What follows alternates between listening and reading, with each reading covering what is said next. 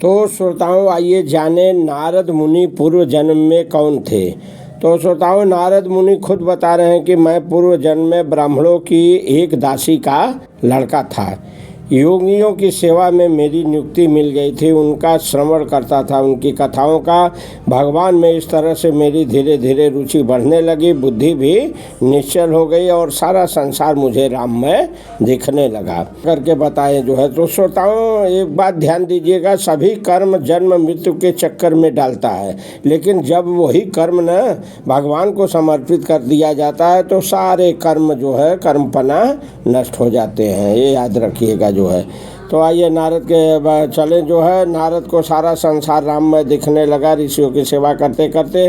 तो फिर ऋषि श्रोताओं जो है जब वहाँ से चले गए जहाँ नारद की नियुक्ति हुई, बता रहे हैं जब ऋषि लोग चले गए तो मैं भी जो है माँ के मरने के बाद जो है जंगल में चला गया। श्रोताओं, नारद के साथ घटना घट गई, इनकी माँ मर गई, ऋषि भी आश्रम से वहाँ से चल गए, तो ये भी उस आश्रम को छोड़ के जंगल में गए हैं और उस समय 5 वर्ष के थे।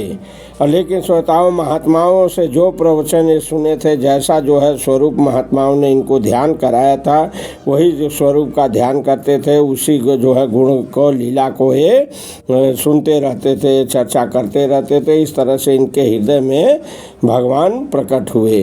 फिर तो ये खोजने लगे जो है वही रूप वही गुण को जो है, लेकिन कहीं भगवान मिले नहीं, इनके हृदय में केवल प्रकट हुए थे। अब बाद में जो है एक बार इनको आकाशवाणी हुई कि तुझे इस जन्म में मेरा दर्शन नहीं मिलेगा।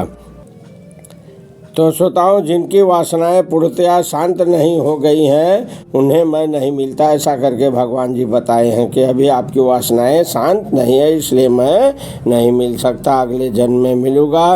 लालसा जागृत करने के लिए भगवान कहें कि लालसा जागृत करने के लिए मैंने तुम्हें एक बार अपनी झलक दिखाई है, सृष्टि के समय तुम्हें मेरी स्मृति बनी रहेगी। ऐसा करके भगवान जब बताए तो नारद भगवान कह रहे हैं तब से मैं नाम लीला और स्मरण करने लगा। फिर तो श्रोताओं, पंच भौतिक शरीर नष्ट हो गया जो है। फिर ब्रह्मा के सहस्र चतुर्युगी बीतने पर जो है ब्रह्मा जी जागे और सृष्टि की, और फिर नारद भगवान कह रहे हैं मैं भी मारीची आदि ऋषियों के साथ प्रकट हुआ और बिना रोक टोक आता जाता रहता हूँ।